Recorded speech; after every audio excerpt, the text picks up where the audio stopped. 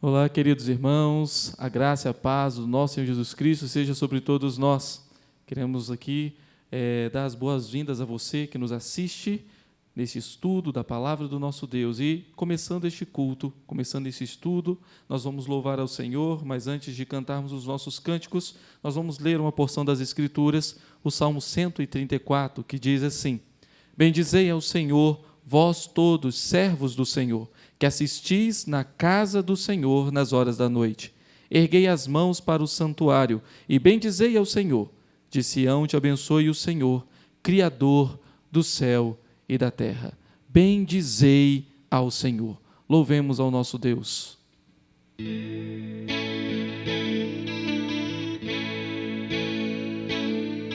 Cantai ao Senhor um cântico novo, cantai ao Senhor, todas as terras, cantai ao Senhor, bendizei o seu nome, proclamai a sua salvação, anunciai entre as nações a sua glória, entre todos os povos as suas maravilhas, porque grande é o Senhor, muito digno de ser louvado, mais temível do que falsos deuses. Glória e majestade estão diante dele, força e formosura no seu santuário. Glória e majestade estão diante dele, força e formosura no seu santuário.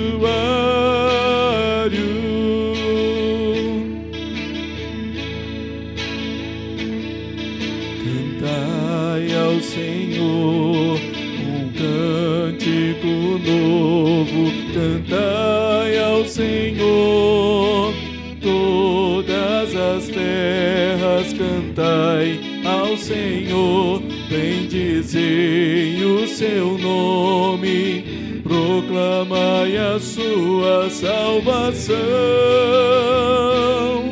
anunciai entre as nações a sua glória, entre todos os povos as suas maravilhas, porque grande é o Senhor, muito digno de ser louvado, mais temível do que falsos deuses.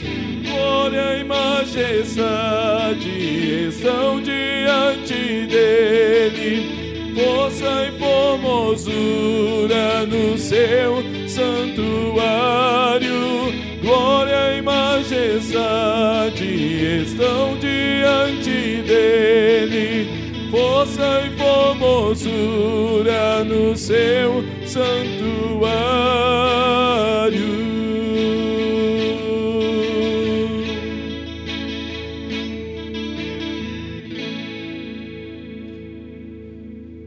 Mais que uma voz.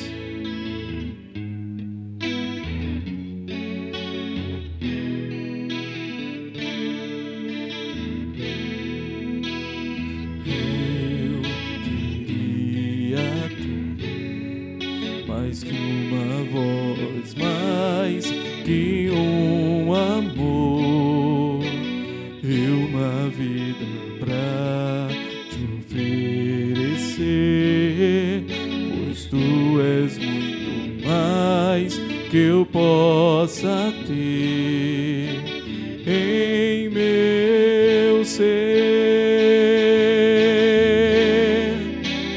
Tu és o autor,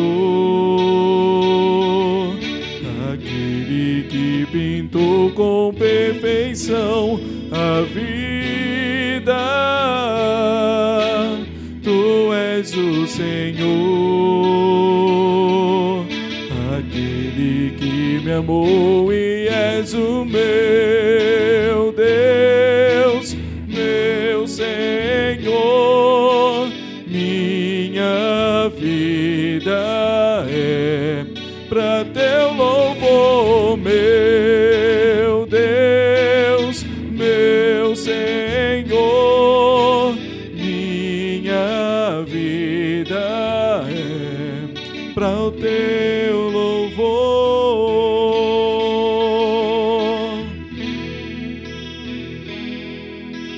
Eu queria ter mais que uma voz, mais que um amor e uma vida pra te oferecer, pois tu és muito mais que eu possa ter em meu ser.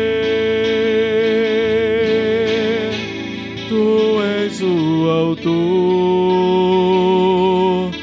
aquele que pintou com perfeição a vida. Tu és o Senhor, aquele que me amou e és o meu Deus, meu Senhor.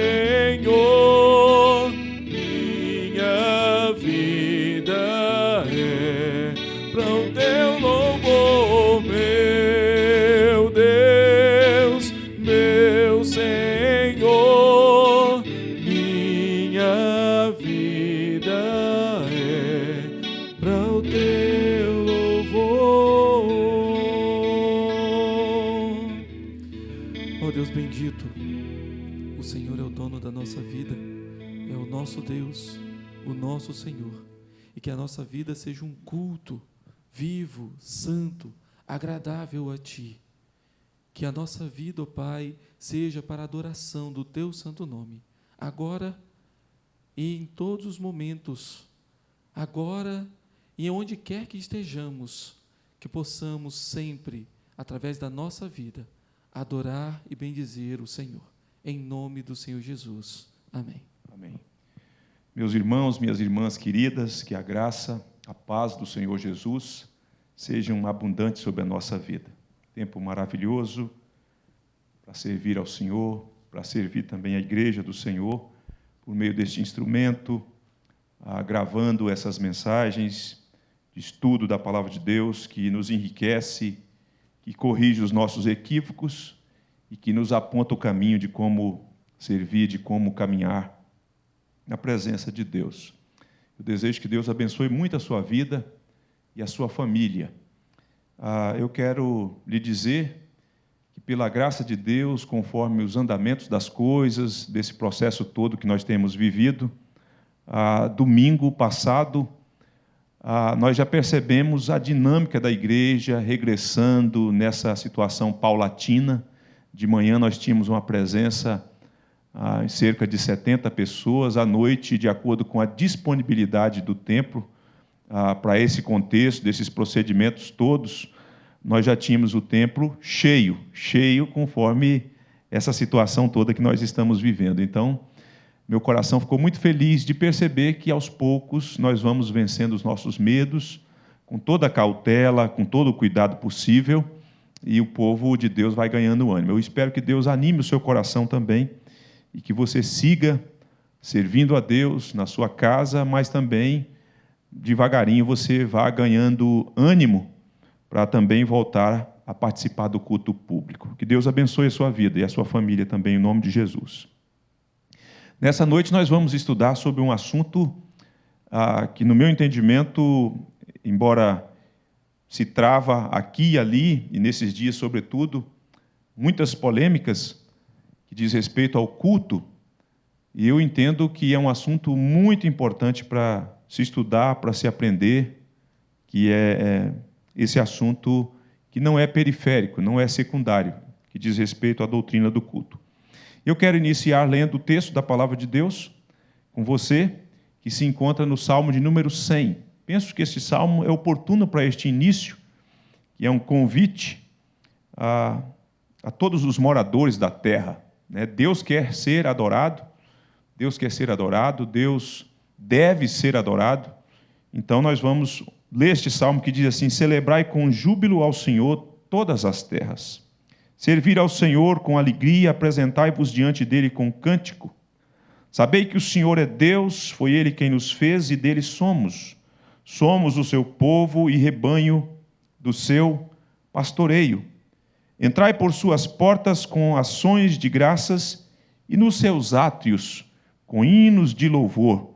Rendei-lhe graças e bendizei-lhe o nome, porque o Senhor é bom, a sua misericórdia dura para sempre, de geração em geração, a sua fidelidade. Louvado seja o Senhor nosso Deus. Portanto, nós vamos iniciar nessa noite, nesse estudo, dizendo o seguinte, conforme eu já mencionei aqui um pouquinho, né? O culto é um assunto bastante controverso no contexto da igreja contemporânea. Ele é polêmico por razões teológicas e, de modo bastante pontual, as polêmicas giram em torno da questão litúrgica. Só para você ter uma ideia, estando aqui em Brasília, ou aqui no Distrito Federal, melhor dizendo, eu já tive o desprazer de ouvir, sendo eu presbiteriano, eu penso que eu sou reformado, eu sou pastor presbiteriano, eu fiz o juramento confessional que diz respeito aos nossos símbolos de fé, mas eu já tive o desprazer de ouvir que aqui no Distrito Federal só tem 3 igrejas, se não me engano, 4 igrejas que são consideradas genuinamente reformadas. E quando você escuta isso e você começa a averiguar, tem a ver com a questão litúrgica, como que os pastores da igreja decidiram conduzir a liturgia, e por conta disso, essas igrejas, então, são consideradas reformadas, e as outras presbiterianas, que têm os mesmos símbolos de fé, e que adotam os mesmos princípios litúrgicos, pasmem, mas adotam os mesmos princípios litúrgicos, portanto, estão fora desse radar, de acordo com essa classificação e essa percepção dessas pessoas. Então, é uma coisa assim que você vê que isso tem a ver com a questão do formato litúrgico, embora os princípios estejam presentes. Então, eu já ouvi, por exemplo, que deveria cantar no culto apenas 2 cânticos, como se isso determinasse que aquela igreja é reformada e a liturgia, portanto, aponta nessa direção. No meu entendimento, com todo o respeito que eu tenho aos irmãos, se quiserem cantar 2 cânticos, fiquem à vontade. Né? No dia que a igreja IPG2 decidir cantar 2, a gente canta 2. Tem dia que hoje cantamos 2. Tem dia que a gente canta 3. Tem dia que a gente canta 4. Não é isso que determina se aquela igreja é genuinamente reformada. Então, veja que a polêmica gira em torno disso, dessa questão. Ô, Cláudio, você tem condição de pegar esse celular e botar com que a tela dele fique por mais tempo, ao invés de 2 segundos ou 5, está me atrapalhando aqui. Então, note que a gente depara com essas situações que envolvem a questão litúrgica, né? As pessoas, então, mais presas à questão do formato litúrgico. E eu penso, então, que essa questão que envolve essa polêmica, discussão, ela pode ser amenizada à luz das Escrituras e dos nossos símbolos de fé, quando nós conhecemos e lemos e percebemos o que realmente importa, o que realmente é essencial na questão do culto que é devido a Deus. Eu quero dar um título ao nosso estudo dessa noite. O título é Deus deve ser adorado. Esse é o título do nosso estudo dessa noite.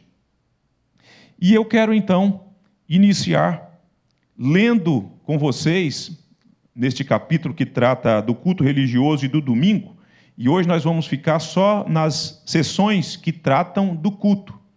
A questão que envolve o domingo, o dia do Senhor, de como proceder no dia do Senhor, um dia que o Senhor Deus santificou e reservou, nós vamos deixar para um outro momento, nós vamos deixar para a semana que vem. Então, nós vamos avançar dentro dessa temática, dia de hoje, olhando para essa questão, observando essa verdade que é tão importante para nós e que nós precisamos ter todo o cuidado e olhar. Mas me permita dizer uma coisa antes de ler a sessão, é que eu dizia sobre que esse assunto é um assunto controverso, polêmico, que gera muitas discussões, inclusive no seio da nossa igreja, no contexto da reunião do Supremo Concílio, há discussões, matérias que são encaminhadas a partir do presbitério, o presbitério encaminha para o sínodo, o sínodo encaminha, então, para o Supremo Concílio, nas reuniões, na reunião ordinária, nas reuniões extraordinárias, então, se debruçam e conversam sobre isso. Mas tem uma questão que envolve o culto, que eu penso que, além da discussão em si, que diz respeito à nossa negligência, à nossa indolência, à nossa omissão. A igreja contemporânea, que precisa conversar sobre isso, sobre o que é essencial, mas precisa também trabalhar e conversar nesse aspecto mais prático da vida do cristão, do crente, do membro da igreja, nesse aspecto que tantas vezes nós negligenciamos o culto que é devido ao Senhor nosso Deus, as nossas omissões. Nós falamos uma coisa quando somos recebidos na igreja, pela liderança da igreja, acolhidos como membros comungantes da igreja, e depois nós ignoramos tudo aquilo que nós dizemos, que nós falamos, que nós votamos, que iríamos fazer. Isso, portanto, é muito perigoso, porque culto a Deus é coisa muito séria, é muito solene, é santo o culto que nós precisamos prestar a Deus. Hoje nós vamos ver nessas sessões aqui, basicamente, o objeto do culto, né? Quem é o objeto do culto? Quem é a pessoa a quem nós cultuamos? Nós vamos ver também os elementos que fazem ou que devem fazer parte do culto solene. Basicamente, nós vamos pontuar isso nessas sessões.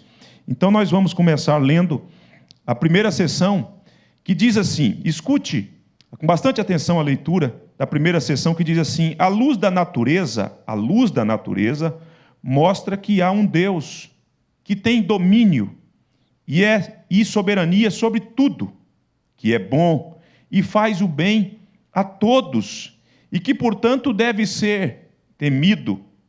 Escute esses aspectos aqui, muito importante, que deve ser temido, amado, louvado, invocado, crido, servido de todo o coração, de toda a alma, de toda a força, mas o modo aceitável de adorar o verdadeiro Deus é instituído por Ele mesmo. E é tão limitado pela sua própria vontade revelada que ele não pode ser adorado segundo as imaginações e invenções dos homens ou sugestões de Satanás, nem sob qualquer representação visível ou de qualquer outro modo não prescrito nas Santas Escrituras. Então, aqui nós já vemos verdades importantes que nós precisamos entender. Quando você escuta a leitura e lê o texto ou ler o texto que diz assim, a luz da natureza mostra que há um Deus. Essa expressão está voltando a algo que nós já aprendemos lá atrás, que tem a ver com a revelação natural, a revelação pela qual Deus se deu a conhecer por meio da sua criação, atrelada a um outro conceito, a revelação geral. Então, a criação atesta que existe o Deus vivo, Criador, sábio, onipotente, Senhor da história, de tudo e todos. E o texto de Romanos, capítulo 1, versículo 19 e 20, apenas para citar um, e talvez o mais conhecido, atesta essa verdade da qual os nossos irmãos estão falando nesse contexto de culto. E ao mencionar isso, eles estão fazendo isso para dizer o seguinte, que todos os homens estão obrigados a prestar culto a Deus. Nenhum homem sequer, nenhum ser humano sequer está isento dessa obrigação. Deus quer ser adorado e Deus exige que o homem reconheça a sua pessoa e adore ao Senhor exclusivamente e somente ao Senhor. Então o texto de Romanos diz assim, portanto, o que de Deus se pode conhecer é manifesto entre eles, porque Deus lhes manifestou, porque os atributos invisíveis de Deus, assim o seu eterno poder, como também a sua própria divindade, claramente se reconhecem desde o princípio do mundo, sendo percebidos por meio das coisas que foram criadas. Tais homens são, por isso, indesculpáveis. Então, essa verdade, então, que é percebida acerca do conhecimento de Deus, ou do meio pelo qual Deus decidiu se revelar, coloca todos os homens dentro de uma condição em que eles são obrigados a reconhecer, e mais do que reconhecer, a cultuar a Deus. E aí nós aprendemos, à luz dessa sessão, nesse contexto de culto, que esse Deus que se revela, ou que se revelou na criação, ele é o Deus soberano. Ele tem domínio e soberania sobre tudo. Então, no contexto de culto, é importante que as pessoas reconheçam essa verdade de quem Deus é, essa verdade do governo de Deus sobre todas as coisas. O texto da palavra de Deus, no livro dos Salmos, apenas para citar um dentre muitos textos que comprovam que Deus é o rei de toda a terra, no capítulo, ou no Salmo 145, no versículo de número 13, diz assim o texto: o teu reino é sobre todos os séculos, e o teu domínio subsiste por todas as gerações. Cultuar a Deus precisa ter essa verdade que baliza e nos guia, e que domina a nossa mente e o nosso coração. Nós cultuamos o Deus que é Criador, e o Deus que é Criador é o Deus soberano, que exerce domínio sobre todos os séculos, e subsiste por todas as gerações. Além disso, no nosso símbolo de fé, ele vai dizer, e essa é uma verdade muito importante, que além de ser soberano, ele é bom. Ele é bom. E o texto deste mesmo salmo, ele é maravilhoso, porque no versículo 9 diz assim: o Senhor é bom para todos, e as suas ternas misericórdias permeiam todas as suas obras. Cultuar a Deus, compreendendo que ele é criador, que ele é soberano, também precisa vir acompanhado dessa verdade: Deus é bom. Deus é bom, e essa é uma verdade fabulosa, e essa é uma verdade que precisa fazer parte do momento que nós cantamos, enquanto verdade que precisa alcançar nossa mente e tocar o nosso coração. Isso faz toda a diferença. E ele, esse Deus, ele faz bem a todos. Veja que esse versículo de número 9 e ao versículo de número 15 e 16 deste mesmo salmo, diz assim: o Senhor é bom para todos. Se Deus quer que todos os homens prestem culto a Ele, isso é decorrente também da verdade de quem Ele é. Isso por si só os homens já deveriam prestar, ou devem prestar culto a Deus, mas atrelado à verdade de que Ele é bom, bom para com todos os homens, todos os homens. E no versículo 15 diz assim: em ti esperam os olhos de todos, e tu, a seu tempo, lhes dás o alimento. Abres a mão e satisfazes de benevolência a todo vivente. Olha que verdade maravilhosa e que precisa permear a nossa mente e o nosso coração igualmente. Esse Deus, portanto, que é soberano, que é bom e faz bem e faz o bem a todos, ele é o Deus, então, que deve ser adorado considerando os seguintes aspectos. E aí você precisa prestar atenção como que tem sido o seu culto, como que você tem se portado diante de Deus. Esse Deus deve ser temido. E o temor de Deus, ele perpassa a compreensão da grandeza de Deus, a majestade de Deus. Às vezes as pessoas se portam e comparecem a um ambiente de culto público solene, e elas se portam de modo leviano, sem o elemento do temor, porque elas perderam essa percepção do Deus que apareceu por meio de uma visão a Isaías, grandioso, santo, e isso gera temor no coração. Então ele deve ser temido, mas ao mesmo tempo ele deve ser amado.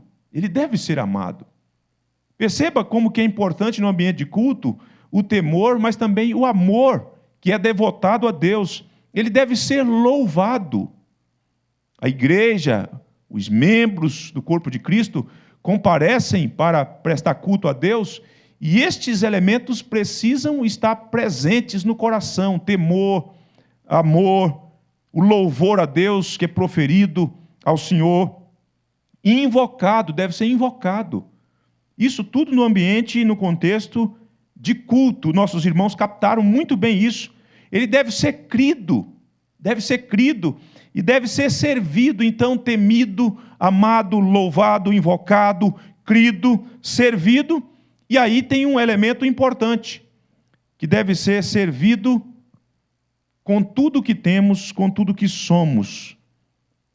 Diz o texto, servido de todo o coração, de toda a alma e com toda a nossa força. Tudo que temos deve ser dedicado ao Senhor nosso Deus, nosso corpo, nossa alma, as nossas forças, o melhor de nós.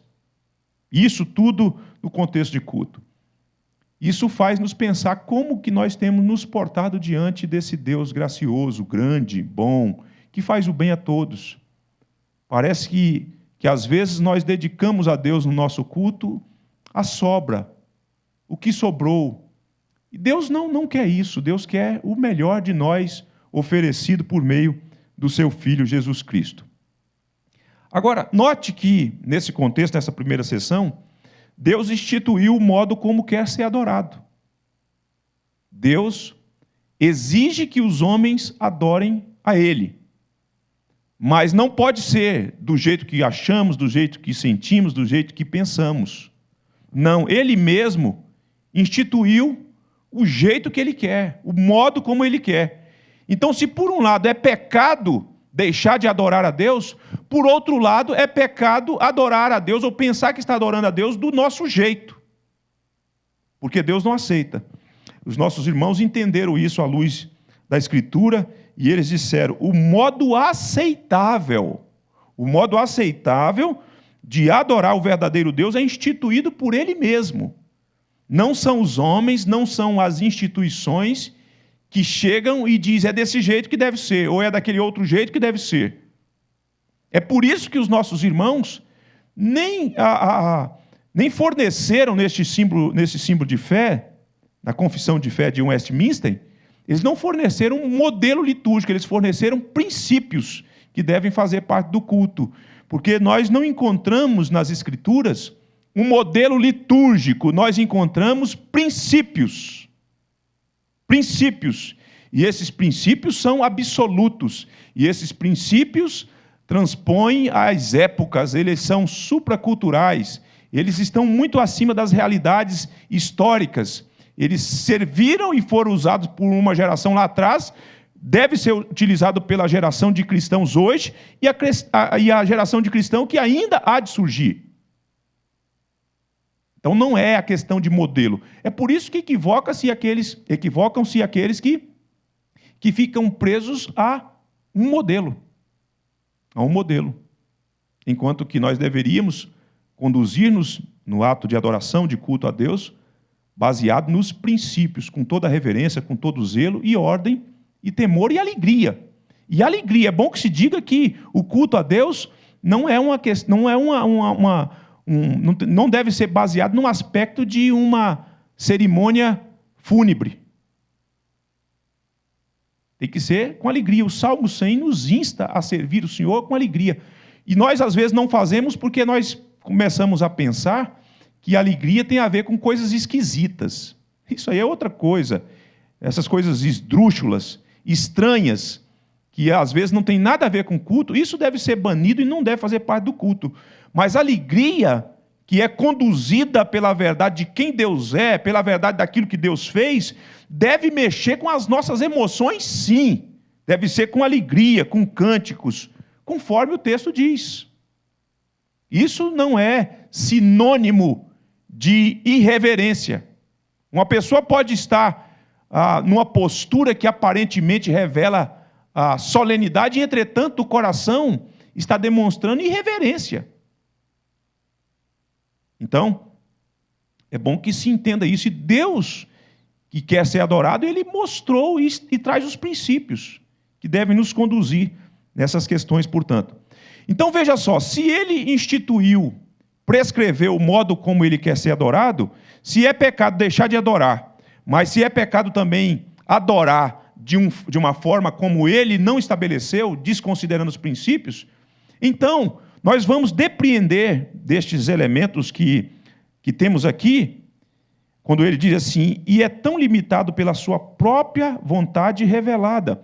Nós vamos ver, então, nessa sessão final, que Deus rejeita intenção. Culto não pode ser assim, mas a intenção foi boa. Que vale a intenção? Deus não está nem aí para a intenção. As pessoas pensam, não, mas e a intenção? A intenção foi tão boa. Não, nessa matéria de culto, intenção não tem valor para Deus. Alguém já disse que o inferno, as paredes do inferno estão cheias de azulejos de boas intenções. Então, esquece esse negócio de intenção. Outra coisa, ele rejeita a criatividade. Às vezes a pessoa fala assim, tem que ter um culto mais criativo, né, mais pomposo, com isso, com aquilo outro. Deus não está nem aí, isso encanta a gente que fica encantado com luzes, com cores, com fumaças. Nós, seres humanos, é que somos afeitos a esses artifícios, né? Deus não.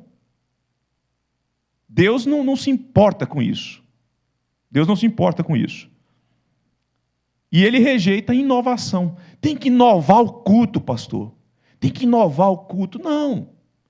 O que tem que acontecer é a nossa alma que tem que ser vivificada, que tem que ser feliz com Deus. Isso tudo aí muda. É nós que temos que ser mudados.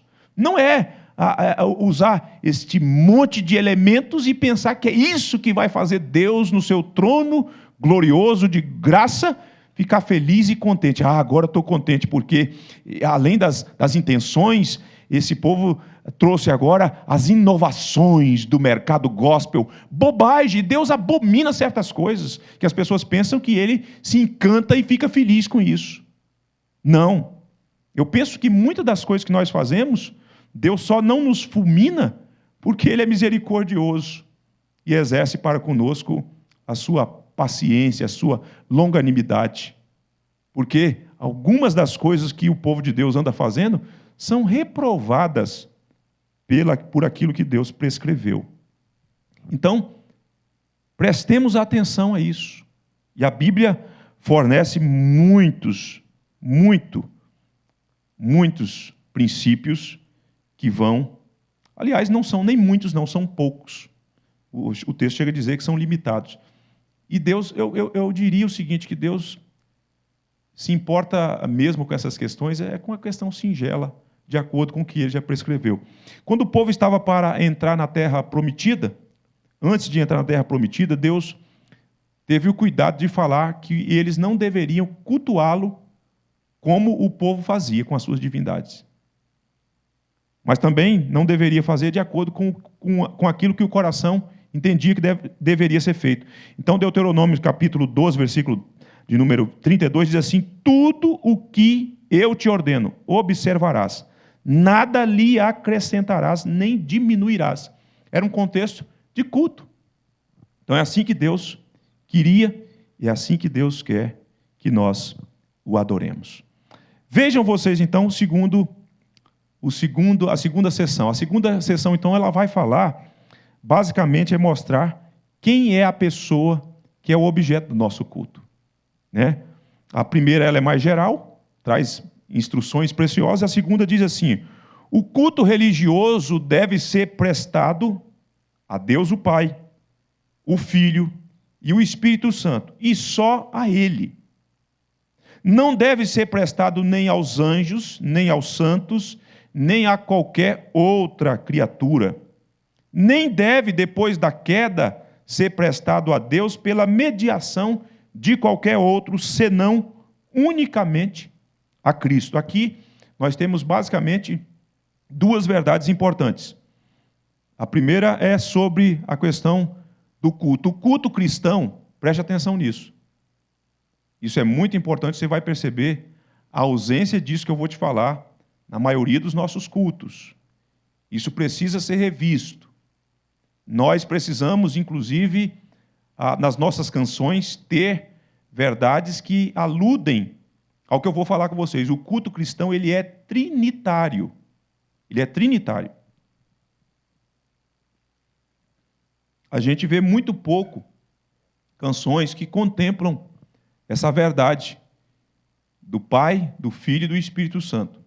E nas nossas orações, então, bastante escasso. Inclusive, depois eu quero falar disso aqui, que há, inclusive, uma confusão, às vezes, na nossa cabeça sobre essa questão da oração, que envolve esse aspecto trinitário. Mas vamos lá ao que nós estamos falando. O culto cristão deve ser trinitário. Note que os nossos irmãos disseram, o culto religioso deve ser prestado a Deus, o Pai, o Filho e ao Espírito Santo. As três pessoas da Trindade devem ser adoradas. Nós adoramos o Pai, nós adoramos o Filho e nós adoramos ao Deus Espírito Santo. Alguns dos nossos hinos do inário, não estava nem aqui no meu roteiro, na minha colinha do meu estudo, mas alguns dos nossos inários, os nossos irmãos, fizeram composições maravilhosas que contemplam essa verdade. Por exemplo, o hino de número 3 diz assim, Eterno Pai, teu povo congregado.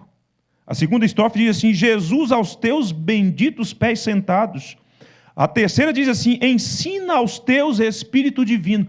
Vejam só essa questão trinitária. Olha o hino de número 4 do Inário Novo Cântico, adotado pelos presbiterianos. Diz assim, Deus está no templo, Pai onipotente. A segunda diz assim, Cristo está no templo, sumo benefício. A terceira diz assim, tu que estás no templo, preceptor divino, e os corações habitas.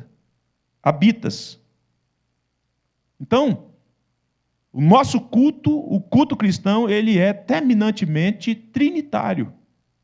A igreja adora o Pai, deve adorar o Filho igualmente e adorar também a pessoa bendita do Deus vivente em nós, o Espírito Santo. Isso deve mudar, inclusive, e nós precisamos ter no nosso repertório cânticos que contemplam essas verdades.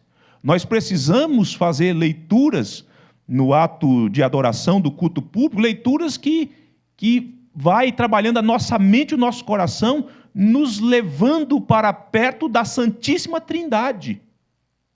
Nós precisamos ler textos tais como, ler a Escritura toda, mas no ato de culto, textos como, tal como o que se encontra em Efésios, capítulo 1, versículo 3 a 14, que contempla as pessoas da Trindade, a atuação da Trindade na salvação. Nós servimos um Deus único, mas que subsiste em três pessoas. Louvado seja o Pai, louvado seja o Deus Filho, que se entregou por nós, louvado seja o Deus Espírito Santo, que veio morar em nós, o nosso Consolador, o Deus que está conosco todas as horas, em todas as circunstâncias. O culto cristão, portanto, é trinitário. E com isso, já fica claro que não há espaço para prestar culto nem aos seres angelicais, os seres divinos, nem a santos, nem a qualquer criatura. Fazê-lo é pecado. Deus abomina esse tipo de coisa. Só Ele, só a Santíssima Trindade deve ser adorado. Certa feita, João, quando estava recebendo a revelação do último livro, do Apocalipse, diz o texto que, nesse contexto da revelação, quando um ser angelical aparece, João diz assim o texto, prostrei-me, Apocalipse 19:10, prostrei-me ante os seus pés para adorá-lo. Ele, porém, me disse, João foi repreendido, ele, porém, me disse, vê, não faças isso. Sou conservo teu e dos teus irmãos que mantêm o testemunho de Jesus. Adora a Deus, pois o testemunho de Jesus é o espírito da profecia. João vê o ser angelical, se curva diante dele para adorar ele. Não faz isso não. Porque culto só a Santíssima Trindade. Agora, se por um lado nós vemos isso, por outro lado nós vemos por meio de quem nós prestamos culto a Deus. Só há um mediador pelo qual nosso culto é aceitável. Preste atenção nisso. Só há uma pessoa pela qual o nosso culto é aceitável. Entenda bem isso é importante, inclusive. Quando eu estou me preparando para o culto solene, culto público, no dia do Senhor, que estou, às vezes, elaborando ali o roteiro litúrgico, para nos conduzir, né? O roteiro litúrgico, aliás, me permita dizer aqui, o roteiro litúrgico ele é importante para mim e para você, didaticamente falando, pedagogicamente falando. Ele é importante para mim e para você, para a gente não se perder e não ficar uma coisa atabalhoada, solta, sem um propósito, sem um fio condutor. Então é para a gente se balizar, ser conduzido por meio dos princípios, tendo esse roteirozinho. Quando eu estou preparando a liturgia, eu fico pensando na minha fraqueza, neste homem pecador. E ao olhar, eu percebo assim, Deus não teria como aceitar um culto de um homem como eu. Pecador, inconsistente, contraditório. Só que ao fazer, eu sei que os elementos que estão ali, ele vai ser aceito por conta da mediação de Jesus. Louvado seja Deus. Se fosse por mim, se fosse por nós, não teria como. Mas Deus aceita por conta do mediador. E os nossos irmãos disseram, depois da queda, nem deve ser, depois da queda, prestado a Deus pela mediação de qualquer outro, senão unicamente a mediação de Cristo. Deus não aceita culto cuja a menção da medianeira Maria é feito. Deus não aceita. De anjo algum, de santo algum, a não ser o seu santo Filho Jesus Cristo, nosso Senhor. Ele sim, ele é o mediador. Paulo, na sua carta a Timóteo, capítulo 5, capítulo 2, versículo 5, melhor dizendo, sua primeira carta a Timóteo, diz assim: portanto, há um só Deus e um só mediador entre Deus e os homens, Cristo Jesus, homem.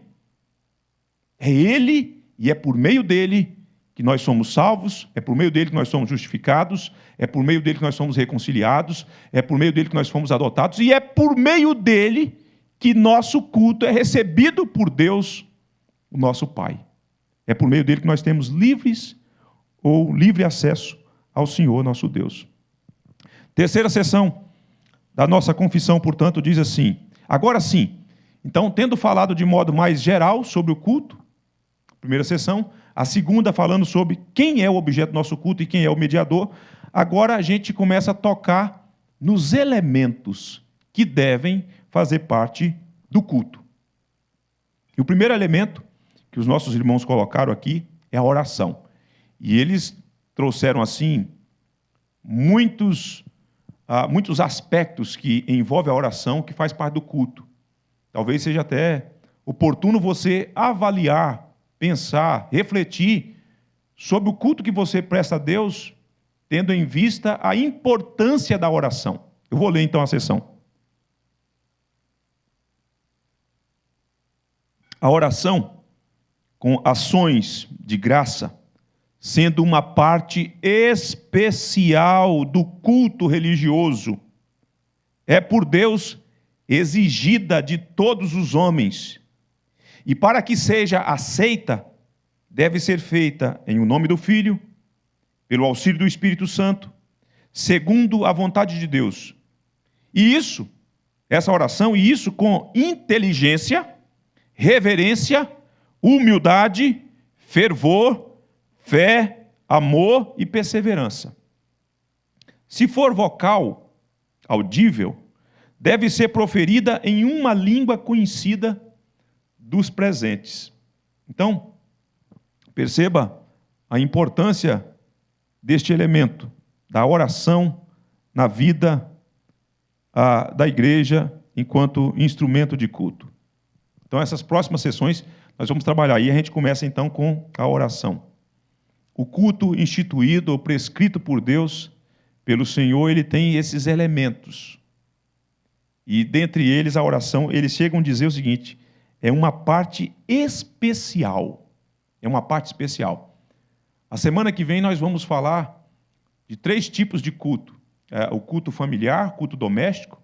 Para nós temos essa compreensão de culto doméstico, e nesses dias, portanto, houve uma redescoberta, houve um retorno, melhor dizendo, à prática do culto doméstico. Muitos de nós tínhamos, no mínimo, estávamos negligenciando o culto doméstico. Mas existe o culto privado também, pessoal, e existe o culto solene. Mas isso fica para a semana que vem.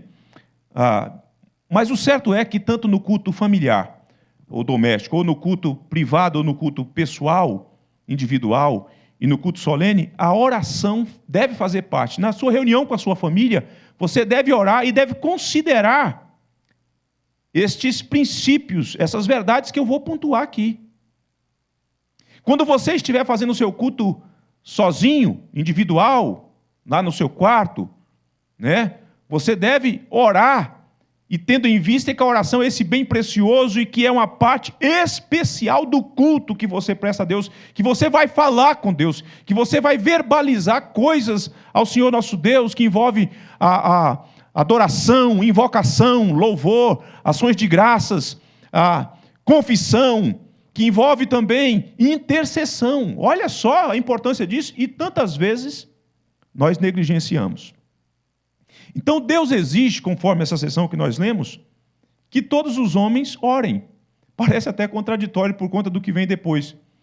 Mas Deus quer, porque a oração é um modo, é um meio pelo qual o homem reconhece a sua vulnerabilidade e a sua dependência que ele tem. Ele não é um ser autônomo, ele precisa de Deus. E a oração, portanto, é requerida de todos os homens. Conquanto ela seja requerida de todos os homens, entretanto, ela só é aceita, Deus só aceita a oração que for feita em o nome do seu Filho Jesus. E aqui é que eu toco no ponto que eu falei há pouco, que existe uma confusão teológica na nossa cabeça sobre a oração. Às vezes tem pessoas que vão orar e falam assim, Jesus meu Pai. Está errado, teologicamente, biblicamente está errado. Jesus não é o Pai.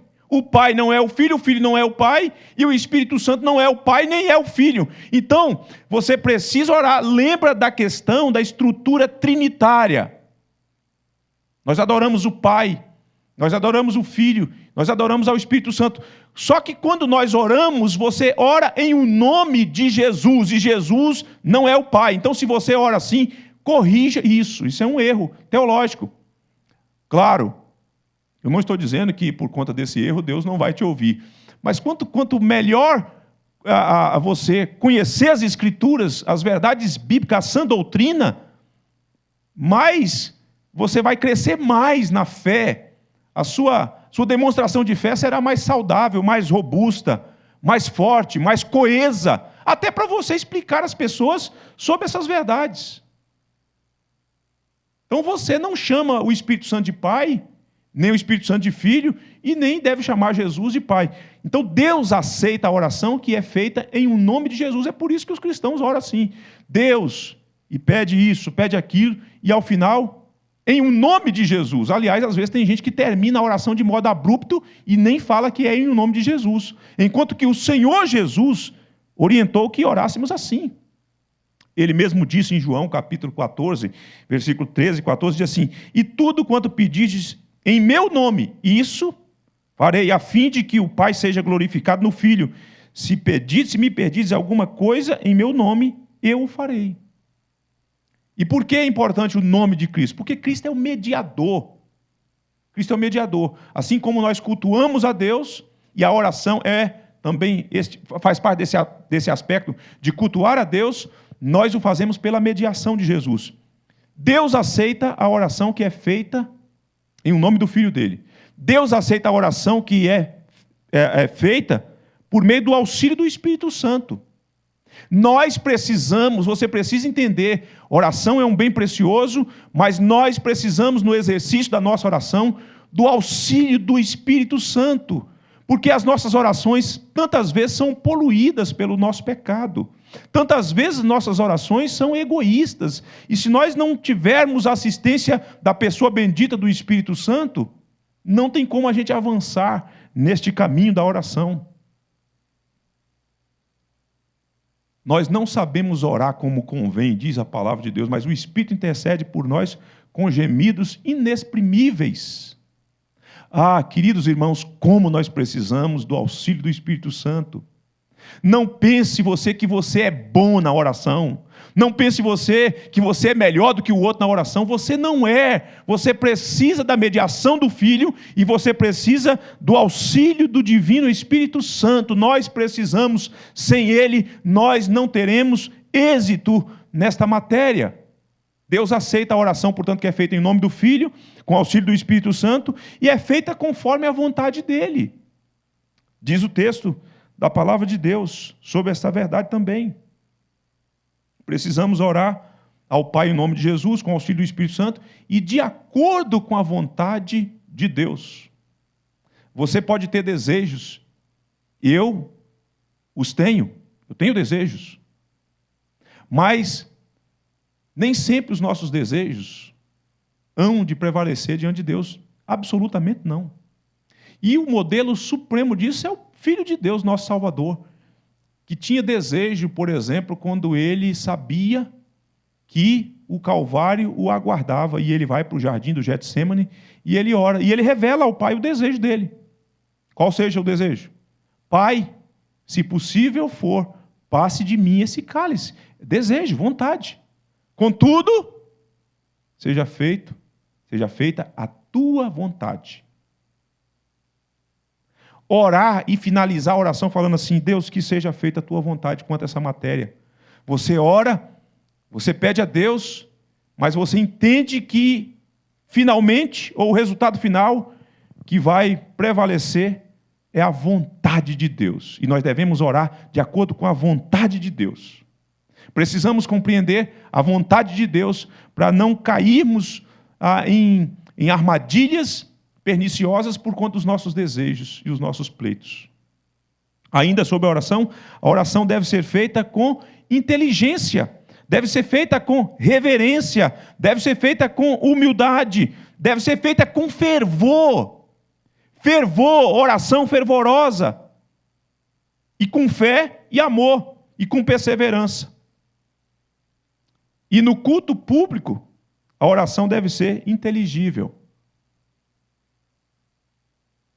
Se um inglês, se um americano vier pregar aqui, é preciso que a oração seja feita de modo inteligível. Se não tiver um intérprete, ele não, de acordo com a nossa compreensão e com o que a Bíblia ensina, ele não deve orar de acordo com o vernáculo dele. E assim nós também, se estivermos em terras estrangeiras, a menos que tenha um intérprete.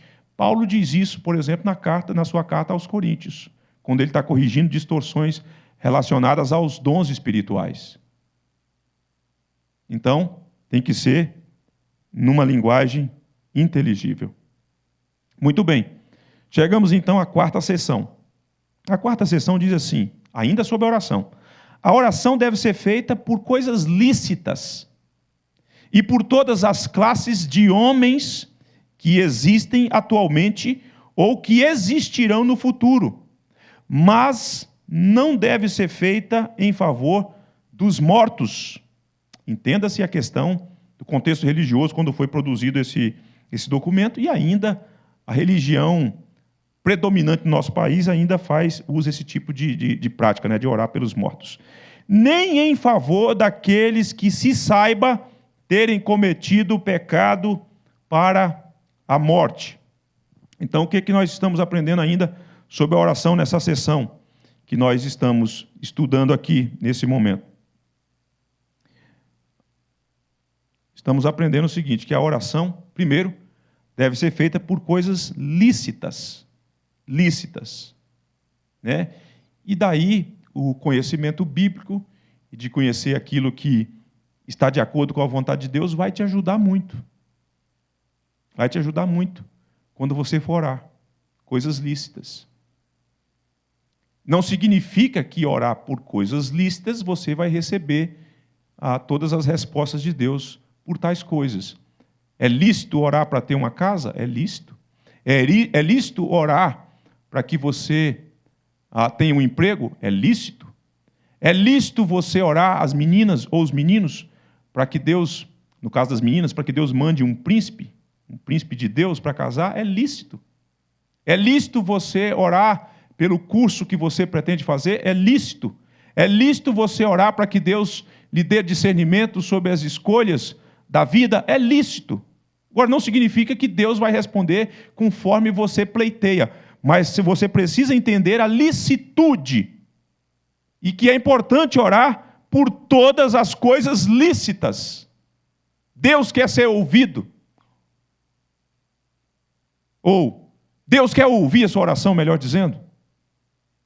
Você deve orar por todas essas coisas que são lícitas, inclusive aquelas que inquietam o seu coração. Quando Paulo, por exemplo, está falando de ansiedade, não andeis ansiosos por coisa alguma, mas em tudo seja conhecido por meio da oração. Faça conhecido por meio da oração tudo quanto inquieta você, também é lícito. É lícito você orar e falar com Deus: Deus, eu estou com medo. É lícito você orar e falar com Deus: eu estou angustiado. Aliás, Deus insta-nos a orar e a proceder assim. É lícito você orar e falar: Deus, estou cansado, estou abatido, estou desanimado, estou precisando de revigoramento espiritual. Visita minha alma, aqueça o meu coração, me dê fervor, Senhor. É lícito você orar e você deve fazê-lo. É lícito orar por todas as classes de homens, diz o texto. E o texto de Paulo a Timóteo, capítulo 2, versículo 1 e 2, diz assim: antes de tudo, pois, exorto que se use a prática de súplicas, orações, intercessões e ações de graças em favor de todos os homens, em favor dos reis e de todos os que se acham investidos de autoridade, para que vivamos vida tranquila e mansa, com toda a piedade e respeito. Aliás, se tem uma coisa que a igreja negligencia, é no que diz respeito a essa matéria. Nós temos que orar por todos os homens. Deixa eu contar um testemunho para você. Quando a presidenta Dilma estava para sofrer o impeachment, um dia eu atentei, eu falei: gente, eu preciso orar por essa mulher. Primeiro porque ela é autoridade. E depois ela é um ser humano, e é provável que talvez essa mulher esteja tendo noites longas, esteja tendo insônia, talvez esteja até à base de remédios. Mas às vezes, por conta dos nossos alinhamentos políticos, a gente nem ora pelo outro e fala: não, esse aqui eu oro, mas esse aqui não. Mas as nossas convicções bíblicas, teológicas, dizem que nós temos que orar por todos os homens, indistintamente.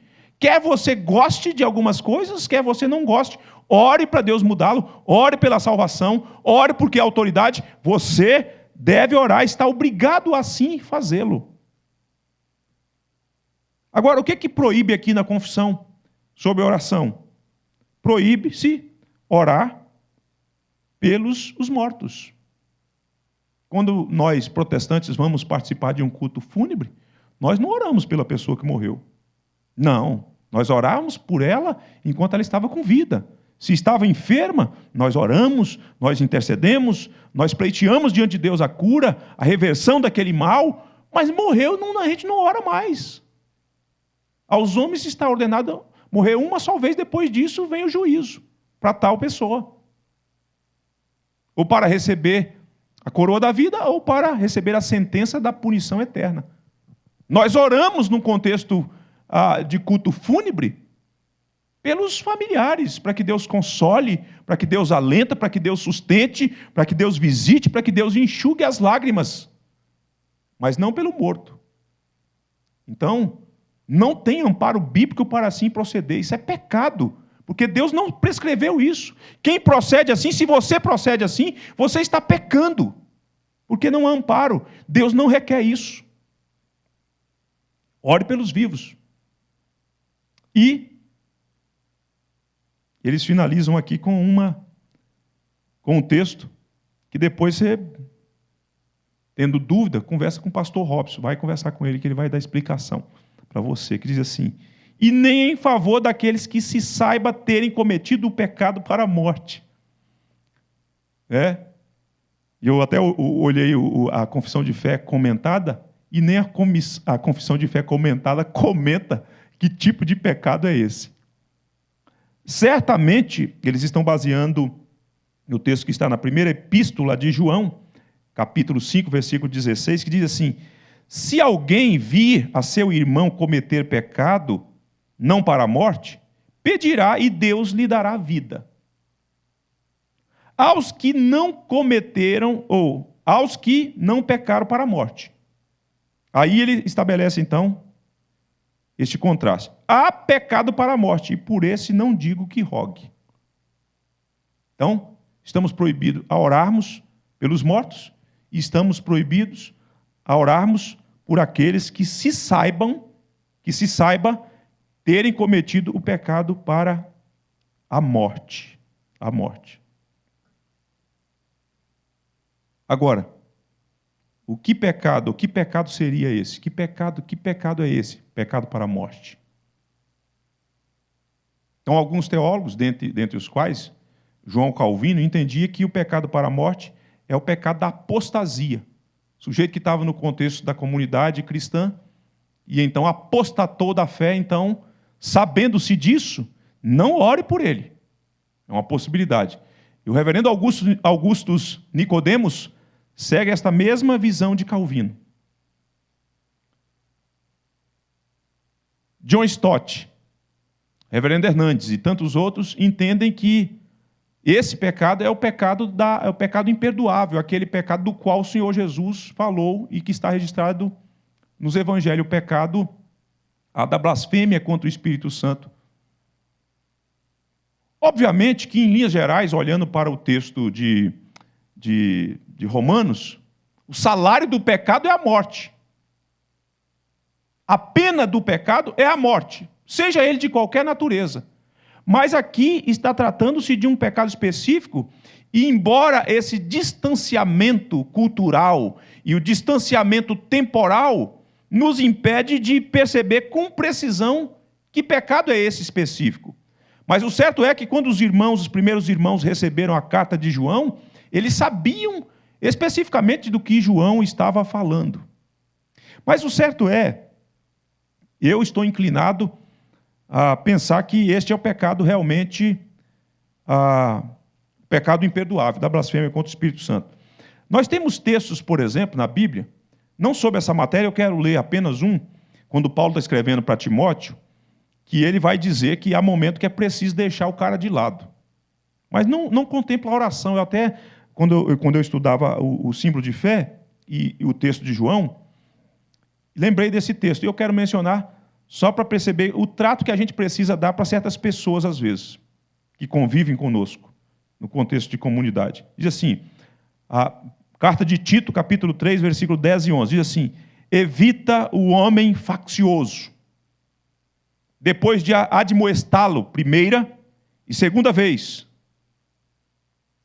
pois sabes que tal pessoa está pervertida e vive pecando, e por si mesma está condenada. Então tem determinados pecados que a Bíblia chega e diz assim, olha, evita, deixa de lado.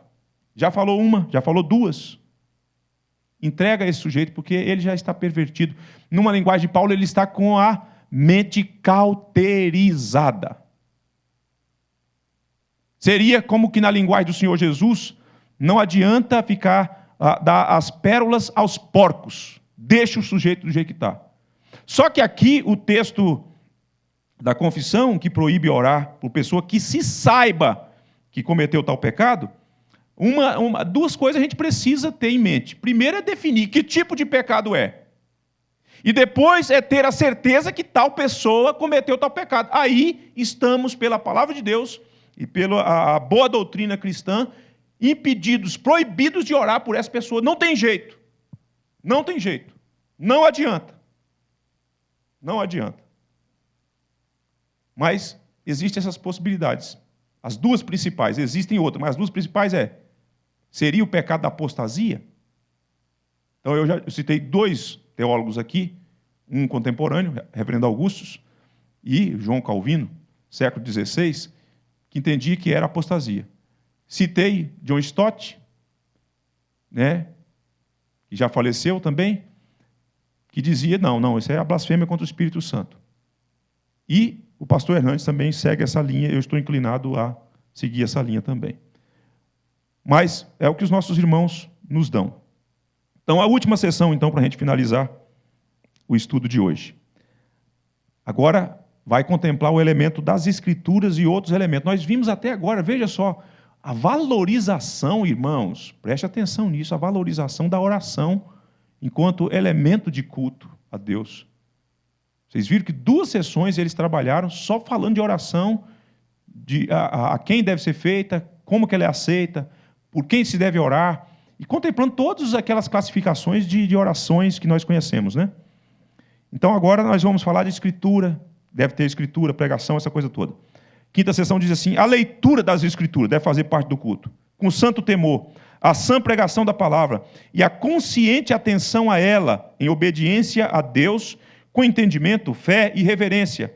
O cântico de salmos, com gratidão no coração, bem como a devida administração e digna recepção dos sacramentos instituídos por Cristo, são partes do culto comum oferecido a Deus, além dos juramentos religiosos, votos, jejuns solenes e ações de graça em ocasiões especiais, os quais, em seus vários tempos e ocasiões próprias, devem ser usados de um modo santo e religioso. Então, aqui nós temos outros elementos que devem fazer parte do culto a Deus. Primeiro, é a leitura das Escrituras. A leitura das Escrituras. Mas não pode ser uma leitura de qualquer maneira. É a leitura com santo temor. Deve ser lida com santo temor. Isso faz parte do culto. Importância da leitura das Escrituras. Outra coisa, a pregação da palavra de Deus no culto, a sã pregação da palavra. Então, a pregação também é um momento pelo qual nós estamos adorando a Deus. Deus está nos falando e a gente está adorando a Deus, está servindo a Deus. A pregação faz parte desse conjunto, portanto, desses vários elementos. Oração, leitura da palavra e a pregação da palavra. E daí recai sobre quem prega, né? É uma exigência, uma responsabilidade grande, mas recai também sobre o ouvinte, que é também a pessoa que veio adorar, o ouvir a palavra de Deus. Não pode ouvir de qualquer jeito. Não pode entrar pelo caminho das distrações. É um pecado gravíssimo, eu diria, e que a igreja comete hoje, é no momento de culto, o sujeito está fazendo atualização das suas redes sociais. Facebook, Instagram, e essa coisa toda, que você tem um tempão para mexer com isso, e chega no momento de culto, está ali. Ou então está usando joguinho na hora do culto. Ou o sujeito que está namorando, trouxe a namorada, está com a namorada do lado da namorada, e vai dar um cheirinho na orelha da namorada. Misericórdia! Essas regiões são sensíveis. Despertam coisas que não é peculiares para o momento do culto. Sangue de Jesus tem poder. Mas há muitas posturas levianas e profanas às vezes, porque não atentam, e às vezes talvez a culpa seja até nossa, que não alerta o sujeito sobre o perigo grande e grave de se portar diante de Deus. Esse negócio de culto é coisa séria. Culto não é para mim, não. Culto não é para trazer satisfação para mim, não. Culto é o Senhor nosso Deus. É por isso que Deus já matou pessoas que se portaram de um modo como Ele não havia prescrito. Deus mata a gente às vezes. Já o fez e o faz. Penaliza. Então, na pregação da palavra, como é que a pessoa se porta? Diz aí o texto. Consciente e atenção, tem que ter atenção a ela, a pregação. Atenção a ela. Aliás, tem um outro problema aqui hoje com a igreja contemporânea, que é o cristão que é afeito a um estilo de pregação, a uma metodologia de um determinado pregador. Aí, se não é daquele jeito que ele criou afeições, ele então cria um bloqueamento e não escuta a palavra daquele pregador com atenção. Você está com um problema, e o seu problema é com Deus. É verdade isso. E talvez nas afeições do gosto, do método e do pregador, talvez você esteja prestes a colocar o pregador ou o método no lugar de Deus, como algum Deus contemporâneo que tem alojado seu coração. Então é muito sério isso. E ainda, tem que ouvir com obediência, com entendimento, com fé, com reverência. Isso tudo relacionado à pregação, no ato de culto. Além do mais, faz parte do culto, o cântico de salmos. Entenda-se o contexto, né? Aliás, há bons teólogos na igreja presbiteriana hoje que advogam essa questão das canções de modo mais estrito. Só pode cantar os salmos. Entretanto, nós precisamos entender que para nós, presbiterianos, nós não seguimos. Que fique claro para você, se você tem essas predileções, que fique claro para você que a Igreja Presbiteriana do Brasil não tem essa limitação de cantar só os salmos. Nós cantamos também os hinos do inário, nós cantamos canções contemporâneas que têm boa teologia, que têm boas verdades bíblicas nelas, e se tem, nós cantamos sim. Então que não venham a dizer bobagem aqui na igreja, não. Nós somos presbiterianos de uma linha reformada, não censuramos aqueles que fizeram opção por ter restrições nas canções, mas que não venham querer impor sobre nós também essas questões. E pensamos que somos tão bíblicos quanto os outros. Aliás, quanto a essa matéria, nós temos no Novo Testamento a palavra de Deus que diz que nós devemos cantar hinos e cânticos, conforme a palavra de Deus ensina. Habite ricamente em vós a palavra de Cristo, instruí-vos e consolai-vos mutuamente em toda a sabedoria, louvando a Deus com salmos e hinos e cânticos espirituais, com gratidão em vossos corações. Administração dos sacramentos e também a recepção, a digna recepção também dos sacramentos fazem parte do nosso culto a Deus. O que faz parte ainda do culto a Deus em ocasiões especiais? Juramentos, votos. Pense, por exemplo, nós que somos aliancistas, quando os pais trazem os filhos para receber o sacramento do batismo, e o pai diz, e o pastor pergunta, você promete? Você está fazendo? A diferença de juramento e votos, basicamente, é isso.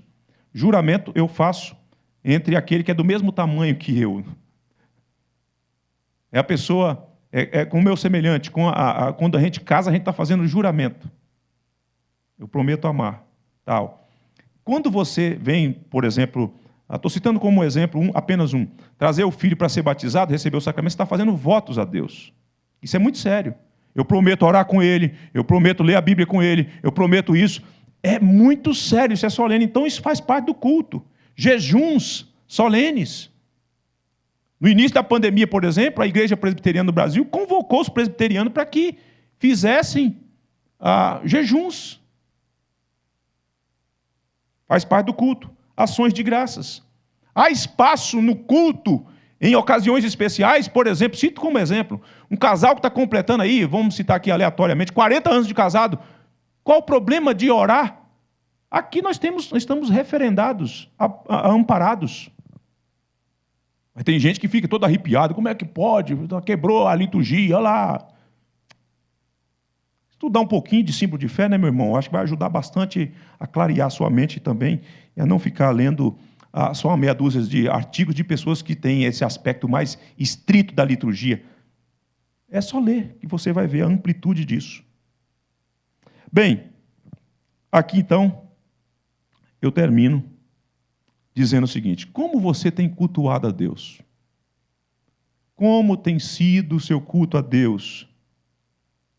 Ao comparecer diante de Deus para estar com o povo de Deus, você tem se portado de acordo com aquilo que Deus instrui, com aquilo que Deus forneceu para você?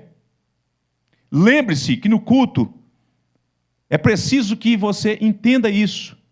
Deus deve ser temido, Deus deve ser amado, Deus deve ser louvado, Deus deve ser invocado, Deus deve ser crido, Deus deve ser servido. Você não vem para cá para ser servido, você vem para servir a Deus. O culto não é realizado para o seu bel prazer. O culto não é para você. Eu já conversei com pessoas que fazem parte da música, e aí quando o pastor sugere um cântico para a liturgia, pastor, não gosta desse cântico. O cântico não é para você. Quem disse que o cântico é para você? Você quer o cântico para você? Pede a sua mulher para cantar para você. Ou canta para a sua mulher, ou pede seus filhos. Não tem essa, não. Estamos falando de culto. Culto não é para trazer satisfação para você. Não estou dizendo que o culto tem que ser um negócio enfadonho, não. Não é isso que eu estou dizendo. Mas o culto é para Deus. O culto é para a glória de Deus. É Deus que deve ser adorado. Então eu não canto o que eu gosto. Eu tenho minhas predileções de música, mas elas não têm que prevalecer no ambiente de culto. Que entenda-se isso. Ele não aceita no culto nossas intenções. Deus não aceita a nossa criatividade. Deus não aceita as nossas inovações. Tudo isso precisa ser pensado e ter cautela. No culto nós podemos e devemos orar ao Senhor, ler as Escrituras, ouvir a palavra de Deus, participar dos sacramentos, da ceia, do batismo, com alegria, com entusiasmo. E eu definitivamente termino, dizendo, da próxima vez que você comparecer ao culto público para congregar com seus irmãos, com as suas irmãs, entenda que você não é um indivíduo passivo no culto. Você não vem para assistir culto. Se você quer assistir alguma coisa, vai para o cinema, vai para o teatro. Aqui não é lugar de assistir, vou lá assistir o culto. Eu vim assistir o culto. Não, você vem para prestar culto. Você participa ativamente, entenda isso. Considerando todos esses elementos. É serviço a Deus. É serviço a Deus. Que Deus nos ajude a servi-lo com alegria, com entusiasmo, mas também com toda reverência e temor. Que Deus abençoe a sua vida. Semana que vem tem mais. E aí nós vamos falar sobre algo que talvez tem sido bastante negligenciado por nós, que é o dia do Senhor. Se por um lado nós temos a pessoa que é o objeto do nosso culto, os elementos que fazem parte do culto, por outro lado, Deus reservou um dia que Ele quer ser cultuado, que Ele quer que haja uma dedicação exclusiva de nós para Ele. Deus bendito, tenha misericórdia de nós e nos ensine a Te servir melhor, com excelência, de acordo com aquilo que o Senhor Deus instituiu, em o nome de Jesus. E que a graça do nosso grande Deus, Salvador Jesus Cristo, que o amor de Deus o Pai, que a comunhão do Espírito Santo, sejam com todos nós, em o nome de Jesus. Deus abençoe a sua preciosa vida. Domingo estaremos juntos aqui às 9 da manhã, e às 18 horas. Que Deus te abençoe e te guarde, em nome do Senhor Jesus.